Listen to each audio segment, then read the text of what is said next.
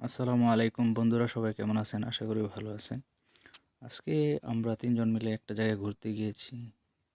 জায়গাটা সত্যি খুব সুন্দর। এখানে মনোরম পরিবেশ, একেবারে পার্কের মতো। ছোট্ট একটা লেক আছে। প্রথমত গিয়েছিলাম মাছ ধরার উদ্দেশ্যে। পরবর্তীতে শীত থাকার কারণে মাছ খুব একটা দেখা যায় না।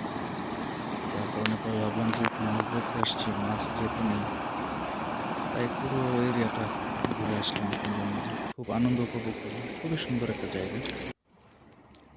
আপনারা চাইলে ঘুরে আসতে পারেন।